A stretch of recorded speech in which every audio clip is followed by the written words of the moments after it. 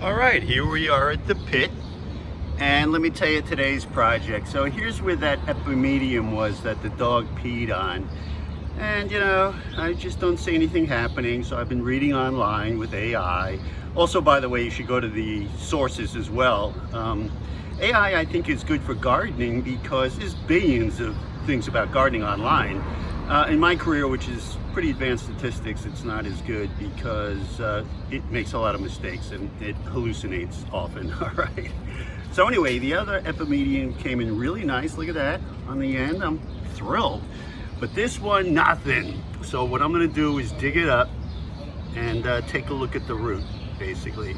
And the problem is, if the root is too soft or starting to rot, I should be able to tell that. So we're going to dig it up and see what kind of shape it's in. All right, so here's what we got. Now, I'm not an expert, but the actual root down here did look solid, and I scraped a little bit, and I can see white, and you can see there are roots on there, so I think this is still viable. So I'm gonna replant it, and let's keep our fingers crossed. We'll see how that goes. All right, we replanted it here, and I left the top up, the very top flush with the top. That's what I read online.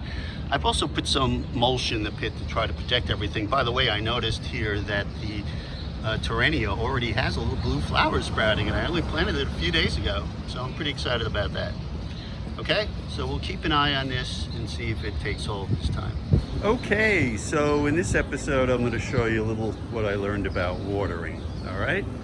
Now, it turns out the way I was watering it is just completely incorrect. So if I'm doing it that way, other people are probably doing it as well. So this is kind of like watering for dummies, and I'm the dummy in this case.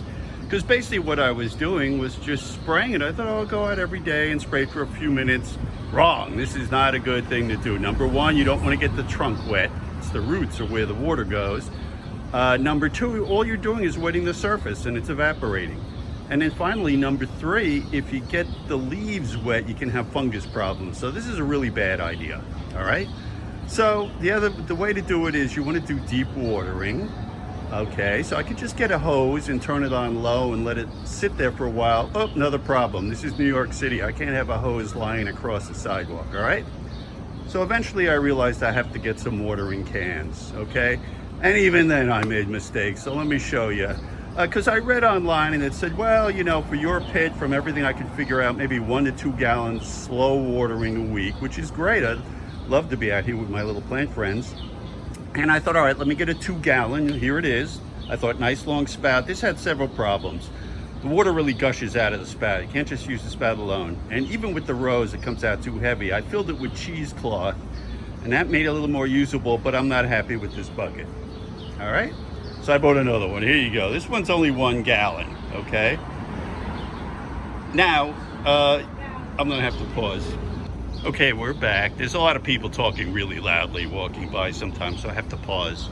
Anyway, so here's what I got. This is a gallon bucket. This is fine. You might go, oh, you're gonna have to make all these trips to the basement. No, I don't, because the landing is right here. I can bring the hose up and just refill it, so it's not a big deal.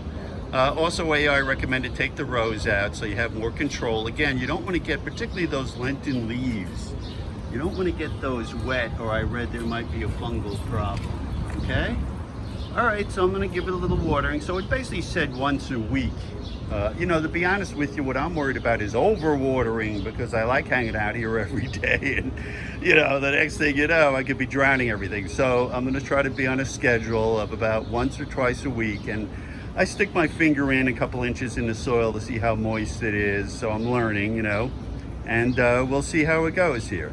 All right, so we replanted the epi. We actually have a little bloom on Terrenia. I'm excited. So I'll probably come back in a week or two and we'll see how much progress we made. Just a quick comment. I have to say I'm really happy with this new waterer. I can keep it low and water very slowly, and you see I just did a little bit about where I did the replanting, and that's it. Keep the rest dry and keep the leaves nice and dry. So I'm really happy with this, and I think this is going to work out nice. All right, I want to make a few more comments about watering. So I've been reading online. You get some conflicting things, but basically it looks like maybe once a week you would do 3-4 gallons. So what I'm gonna do is, and the way I'm gonna do it is as slow as I can. First, I'm gonna wet the whole surface, like the first gallon, and then I'll wait a few minutes, and then I'll give it another go over with the next 1 or 2 gallons or 3 gallons, and then I'll check it to see how, whether or not it feels dry or wet.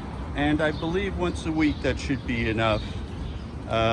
If it rains, of course, I'll take that into account. And again, I'm always putting my finger in there to kind of see how moist it is.